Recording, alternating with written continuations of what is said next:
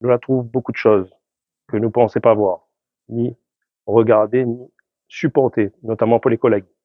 Service de la ville, police nationale, APEBA, le liquidateur judiciaire avec lequel on a eu l'autorisation d'entrer, de pénétrer dans cet espace qui était cadenassé, des ossements de cadavres d'animaux, de chiens, une piscine remplie à moitié, donc gîte larvaire, etc., des rats morts, beaucoup de feuilles, de déchets, d'arbres, de cocotiers, avec des cocos qui menacent les piétons, hein.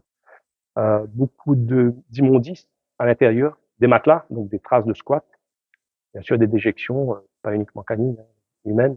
Donc voilà, toutes les traces d'un squat. Entre 5 et 6 restes de cadavres de chiens sur cet espace, quelques rats morts, et puis voilà. Donc signalement APEBA qui nous explique que ces outils, c'était des supports en bois avec des clous, des câbles de fer avec des clous qui serviraient, je dis bien serviraient, à des actes de torture d'animaux.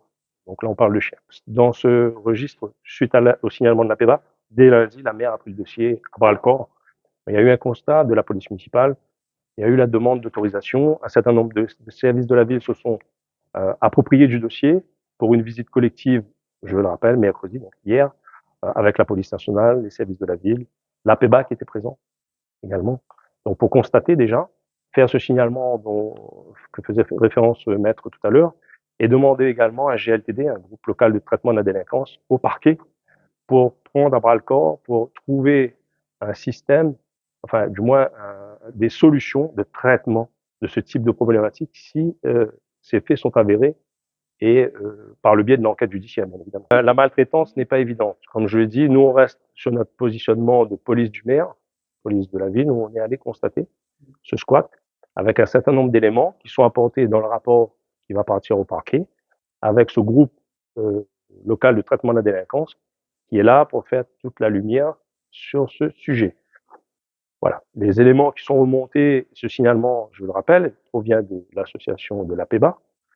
Ces éléments qui sont collectés par cette association au sein certainement d'établissements scolaires ou du quartier laisseraient penser à ce que ces outils serviraient à de la torture animale par des enfants. Donc moi, je peux pas m'avancer plus que ça. C'est tout ce que j'ai comme élément et le judiciaire fera la lumière sur cette affaire. Il y a eu effectivement des signalements de ce type de phénomène, de squat. Il y a eu des constats, mais il y a aussi un organe qui est piloté par la police nationale qui s'appelle le GPO, Groupement de partenariat opérationnel, qui associe un certain nombre de partenaires, hein, pas uniquement municipaux, hein, d'associations, du département, du rectorat, etc., pour lutter contre ce phénomène de maltraitance animale qui existe depuis peu de temps.